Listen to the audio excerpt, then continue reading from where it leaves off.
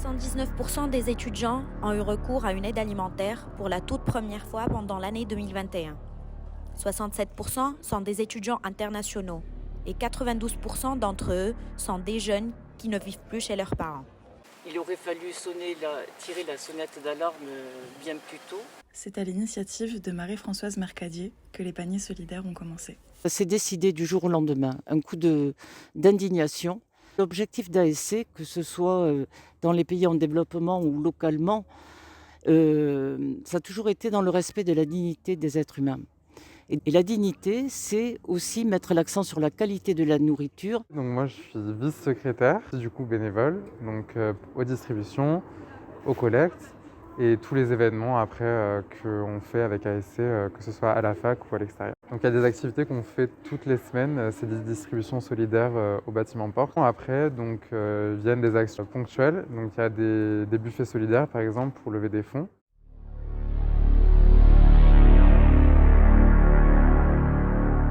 La précarité étudiante a toujours existé, surtout dans une ville aussi chère qu'Aix-en-Provence. Je le sais très bien qu'il y a des gens qui vivent que de ça. Pour moi, la précarité, c'est le fait de ne pas savoir quand ce sera la prochaine fois que tu vas gagner un peu d'argent. Comment tu vas faire pour subvenir à tes besoins. Pour moi, la précarité étudiante, c'est devoir faire face à des problèmes qui nous empêchent de faire ce qui est le plus important lorsque nous sommes étudiants, étudier. Comment est-ce qu'on pourrait améliorer les conditions des étudiants au fur et à mesure des années ? Déjà la bourse, je suis désolée, mais je suis échelon 0 bis. Ça va, c'est échelon. Ouais, moi, je touche 100 balles par mois, c'est pas avec ça que je vais vivre, quoi. Ouais. Ça me permet même pas de payer mon loyer. Ce que je trouve assez triste, c'est que là, il y a énormément de personnes que je connais qui sont boursières.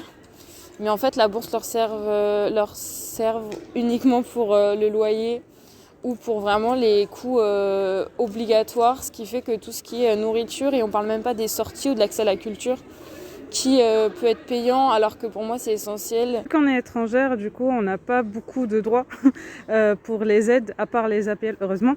Et à part ça, on n'a pas expressément le droit pour le Crous qu'à partir du master. Parce que travailler et faire des études en même temps, c'est pas facile du tout, quoi. Et c'est pas facile de gérer les deux en même temps, c'est pas facile d'aller toujours en cours et de travailler en même temps. Personnellement aussi, je fais plein d'intérim et de CDD. Enfin, un peu ce qui me permet d'avoir le nécessaire pour payer le loyer, payer les charges. Et c'est surtout stressant parce qu'on réfléchit trop au travail plus qu'au but initial, pourquoi on est ici, c'est étudier. Est-ce qu'on va avoir assez d'argent pour la fin du mois ? Est-ce qu'on va pouvoir payer le loyer ? Nous, de notre temps, mais on avait des jobs qui nous permettaient vraiment de vivre. Donc, les jobs étudiants, donc ce que la crise sanitaire a mis en évidence, c'est justement que avec le confinement, tous les petits jobs, aller chercher les enfants à l'école, l'aide aux devoirs, etc., tout ça, ça a été supprimé du jour au lendemain. C'est pas suffisamment pris en compte. Les distributions, ça fait partie du projet Les Paniers Solidaires. Donc, on distribue des paniers, des denrées alimentaires et des denrées de première nécessité aux étudiants en précarité. Donc c'est tous les mercredis. Pour cela, nous on arrive en général vers 9h pour pouvoir tout installer. Donc, on a un petit local qui nous est prêté par l'université. On installe tout dans le bâtiment de l'accueil à la fac. Ça nous prend un petit peu de temps. Et les étudiants arrivent en général, pour certains, dès 8h30, dès 9h. Parfois, il y en a qui sont déjà là avant que nous-mêmes on arrive. Le Covid est arrivé. Et ça a commencé de façon assez humble. On a fait la première distribution en novembre 2020. Comment se nourrir avec un petit budget, en insistant donc sur ce qui peut être consommé avec un petit budget et ce qui doit être consommé justement quand on est étudiant. Et donc au départ, quand on a fourni des légumes, des fruits et tout, bon, ils prenaient surtout des fruits. Les légumes, je ne sais pas comment on les cuisine, enfin, etc. Et puis, ce qui est intéressant, c'est qu'un an et demi après, presque 2 ans, on s'aperçoit, mais très très rapidement, que les plus réfractaires s'y sont mis. Ils cuisinent. Et puis, il y a aussi, ça vous le savez, tout un groupe donc, dans Etued qui fournit aussi des recettes de cuisine. Et puis, il y a toujours eu beaucoup de bienveillance dans les distributions. On les reçoit avec le sourire, on leur donne des conseils. Vous arrivez à nourrir combien d'étudiants exactement par semaine? Dans les premières périodes où tous les étudiants étaient confinés, on est arrivé jusqu'à 300. Désormais, en moyenne, alors pas à 150 à 160, c'est une moyenne. C'est horrible d'entendre en France, j'ai faim. I think they are lucky to study here because they have such good options, such as your distribution, so they can benefit from it, take care of themselves. Et du coup, à cette distribution, tu trouves quoi? Tu trouves ton bonheur? Oui, franchement, on a un peu de tout, produits secs au petit-déj, même des produits d'hygiène, donc c'est varié et ça permet de tenir jusqu'à la semaine d'après. Ça t'a permis de faire des économies un peu de longue durée? Oui, surtout que je travaille plus, donc du coup, ça me permet d'avoir des courses pour moins cher, quoi. Enfin, moi, perso, j'achèterais pas ça au supermarché. Du coup, c'est bien parce que comme ça, ça fait des nouveaux trucs aussi. Ouais, c'est ça nous fait découvrir des trucs et puis ça nous permet d'apprendre à les cuisiner, justement. Ça permet de manger plus varié, en fait. De moi-même, je vais pas aller acheter des épinards ou de la blette, voilà, quoi, des trucs comme ça. On aura plus tendance à prendre des trucs surgelés, moins chers, du coup. Je m'appelle Lou, je viens de la Chine et j'étudie la littérature française ici. Je trouve qu'ici, il y a en fait plein de trucs.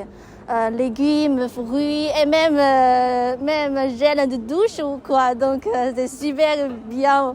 Donc je vous remercie beaucoup. Ça doit faire bien plus de 10 fois que je viens.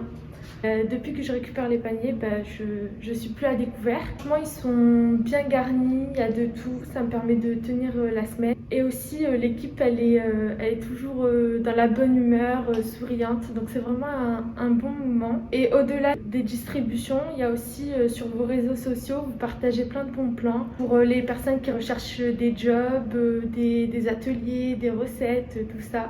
Ça me fait des économies, ça m'aide des fois pour les fins ou les débuts de mois. Et ça m'aide aussi par rapport aux légumes parce que c'est vrai que je suis pas avec ce même, donc des fois c'est difficile d'avoir des produits frais ou bio ou juste des légumes, quoi. Donc ça m'aide pour ça. Ça vous aide à varier votre alimentation, à faire des économies? Ça vous aide... Surtout à faire des économies et des fois, c'est la fin du mois, donc ça nous aide très bien, franchement. On a lancé ces distributions, donc on a bénéficié de beaucoup d'aides. Et dans notre esprit, c'était limité.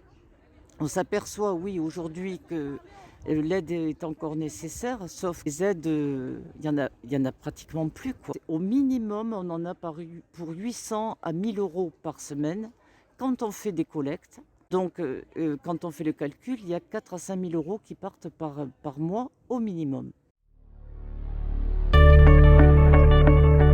En amont, la distribution, elle se prépare avec nos collectes. On organise des collectes les samedis dans des supermarchés pour pouvoir avoir des denrées.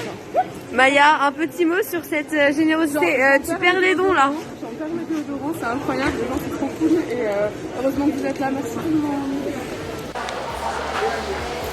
Bonjour, vous voulez donner possession en précarité pour besoin d'éléments essentiels comme des paquets de pâtes. Bonjour madame.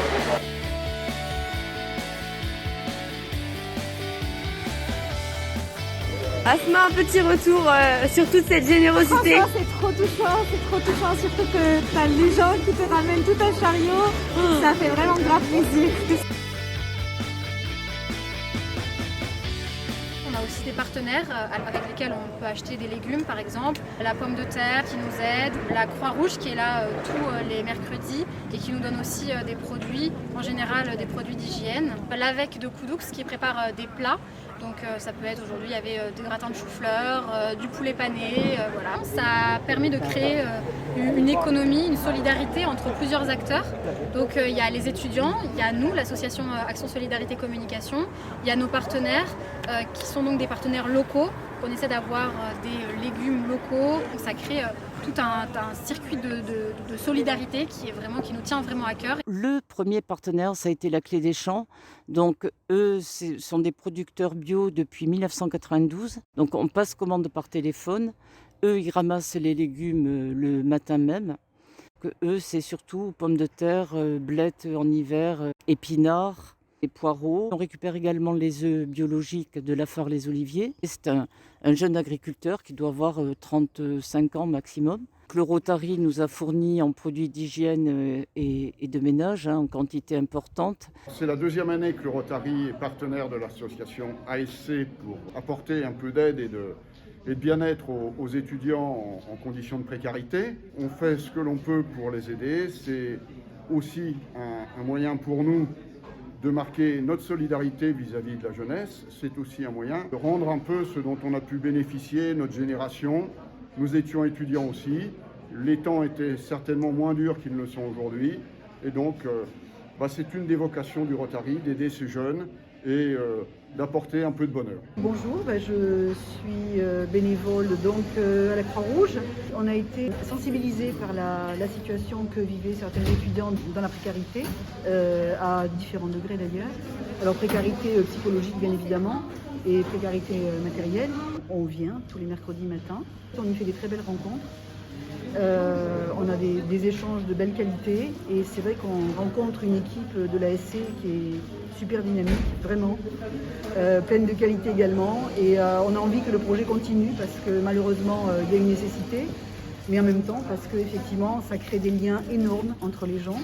Pour vous présenter un petit peu Familisphère, d'abord on est une agence de garde d'enfants. Notre principale activité c'est la sortie d'école, les gardes d'enfants le mercredi et le babysitting le soir et le week-end.